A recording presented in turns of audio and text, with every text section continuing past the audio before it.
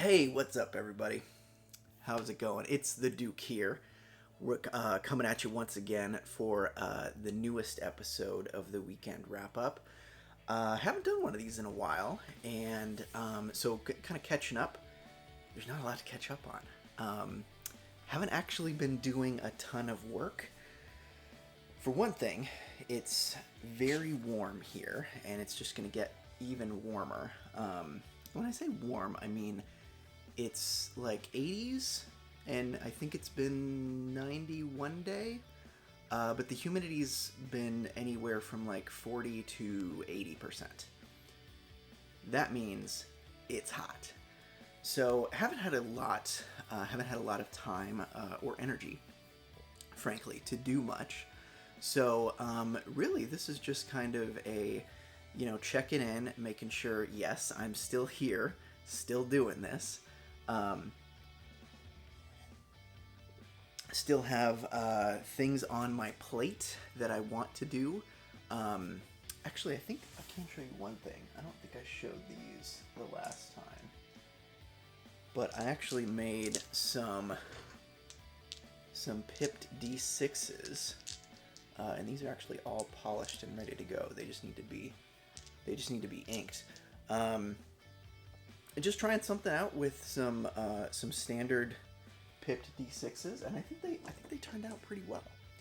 So that's gonna be something that I'm gonna be working on, in the weeks, months ahead, because I think one of the things that I've kind of noticed, especially right now, fancy dice, like super fancy dice, they're a luxury item. Let's be real.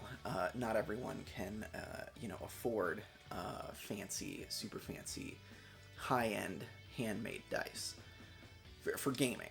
And when I say gaming, I mean tabletop RPGs, not just dice games. Because when I think of dice games, I think of six-sided dice. So things like Yahtzee, Liar's Dice, things like that. That's what I think of when I think of dice games.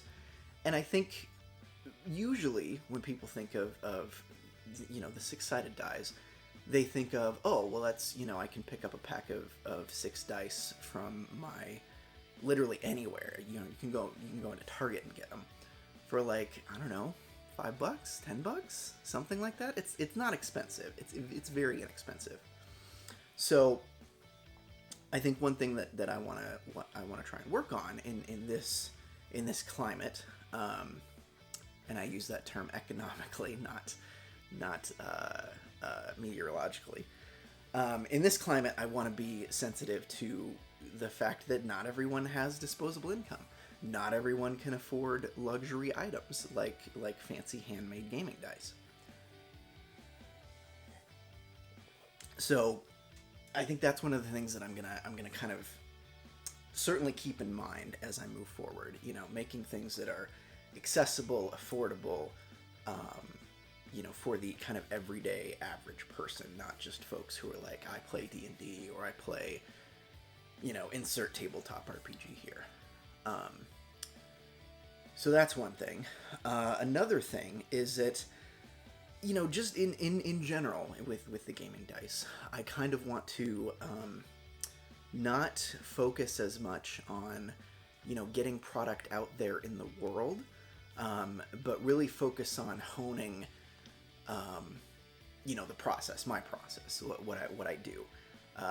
You've seen the crystal clear dice I make. Those are super nice. I think I've got that technique pretty well down. But that technique isn't, I mean, it's less technique and more technology. Because I think there are certainly dice makers out there that don't make crystal clear dice because they don't have the tech that allows them to do it well, which is fine. I mean, I'm not gonna begrudge anyone for not wanting to spend several $100s on a pressure pot or vacuum chamber or whatever it may be that they need to use. So where was I going with that? Completely lost my train of thought. Woo. I know. So that's a technique with the technology that I have down.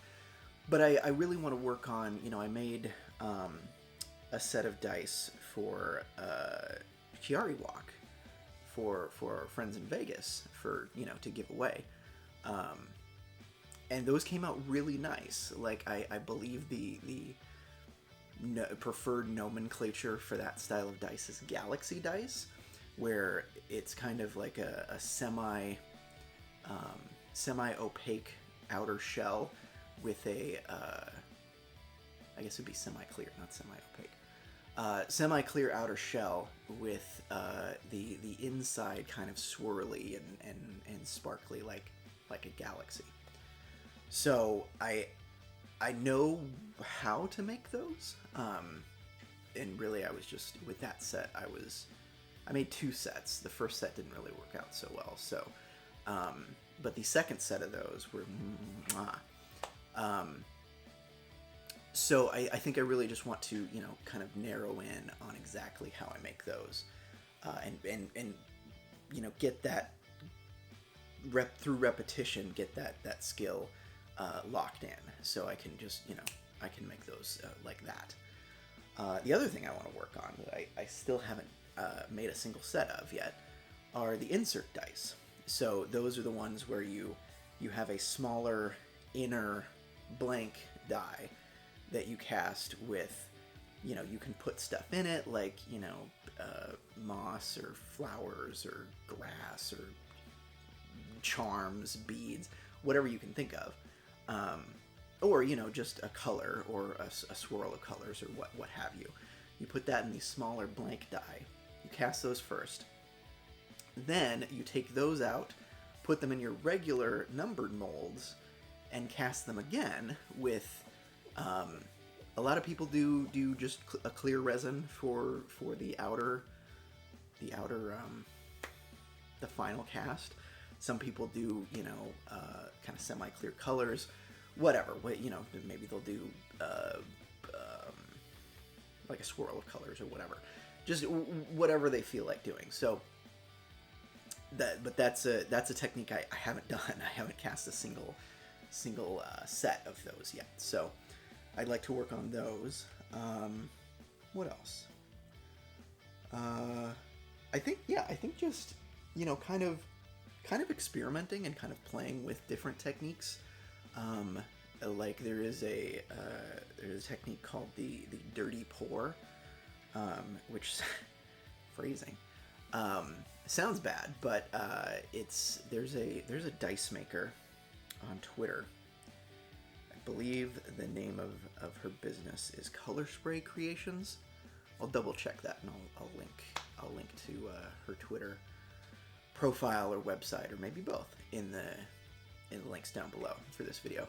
But she makes she posts the dirty pours that she does, and the delineations between the colors are so crisp. Honestly, I don't know how she does it. Like it's gotta be. I really don't know. I don't know if it's like a particular brand of resin, or if she lets it wait to get to almost like a gel stage, or I don't know what she does, but how she gets these crisp lines, but they are phenomenal. That said, I want to work on that because I've only made maybe a couple, two, three maybe, sets in that dirty pour style, and they're okay, but I certainly haven't gotten anything like those crisp clear lines like she does. So I'd like to kind of experiment with that. And then other than that, I mean, I think it's just making stuff, just doing the work, putting in the hours, putting in the time, and really honing, narrowing down, locking in those particular skills and getting really good at what I do. So I think that's what I'm going to focus on, less on, I got to get this in a shop and start making money and blah, blah, blah, blah, blah. Because I think I've been hung up on that. We live in a capitalist society. My that society and those kind of norms have been placed on me for better or for worse, mostly for worse.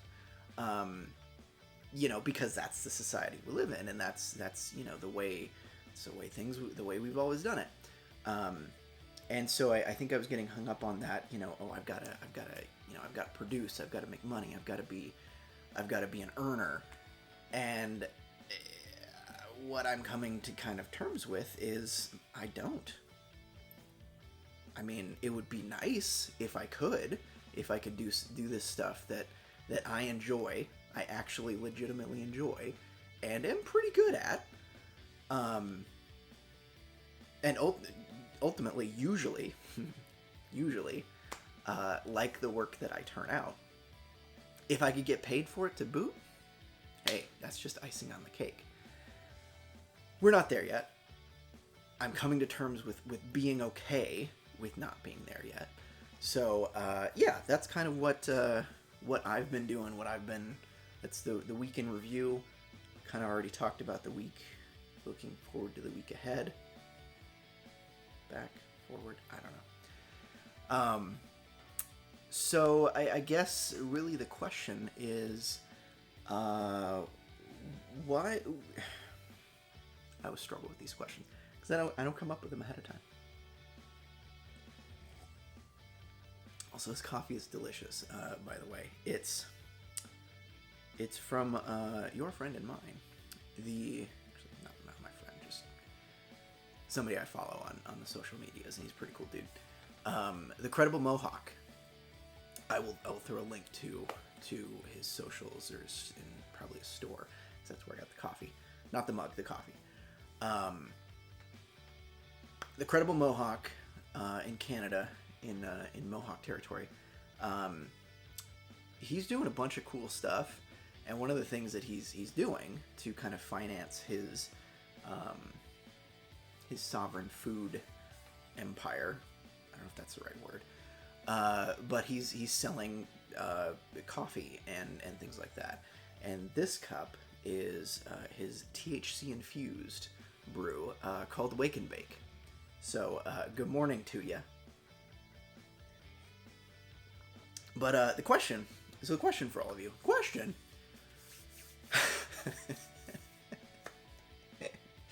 I'm sorry. Professionalism. So the question for all of you is, what if you could do anything, whether it makes you money or not, throw out the capitalist nonsense and the gender norms or whatever it is that you've been raised with that says you have to do this in order to be a productive member of society or a productive member of your household or whatever the fudge. If you could do anything, what would you do? Let me know in in the Patreon comments, can't comment on YouTube, but Twitter.